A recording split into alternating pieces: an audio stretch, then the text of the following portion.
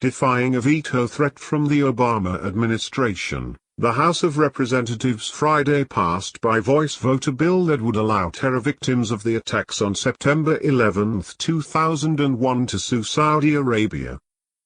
The Senate passed the measure by voice vote in May, but the administration has argued it would complicate diplomatic relations with a key ally in the region and warned against moving it forward.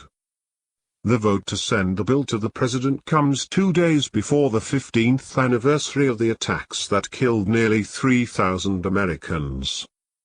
House Speaker Paul Ryan was pressed about the pushback from some in the diplomatic and legal community about the precedent it would set, but said, "This bill passed overwhelmingly in the U.S. Senate, so I think that those concerns have been taken under consideration and members are acting accordingly, and that's why this bill will pass."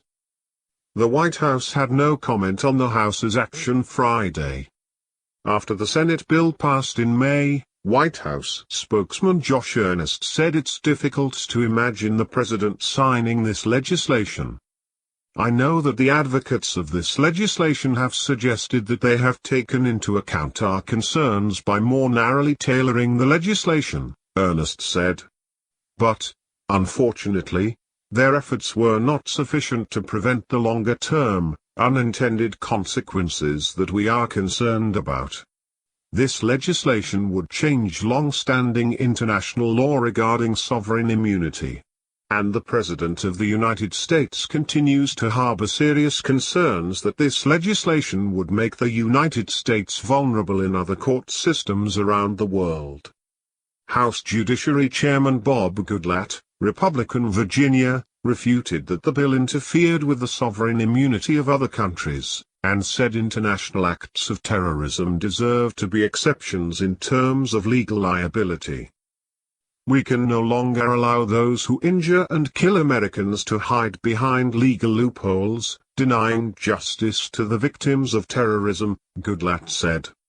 "There are always diplomatic considerations that get in the way of justice, but if a court proves the Saudis were complicit in 9/11, they should be held accountable," said Senator Chuck Schumer, Democrat, New York, a sponsor of the Senate bill.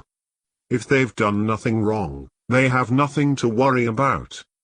Saudi Arabia has denied any role in the attacks and has never been formally implicated, but 15 of the 19 hijackers that carried them out were of Saudi descent.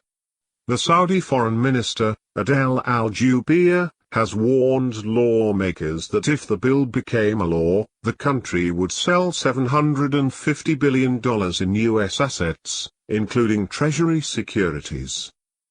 Senator John Cornyn, Republican Texas, a co-sponsor of the Senate bill, said in a statement that today's vote sends an unmistakable message that we should combat terrorism with every tool we have, and that the families of those lost in attacks like that on September 11 should have every means at their disposal to seek justice.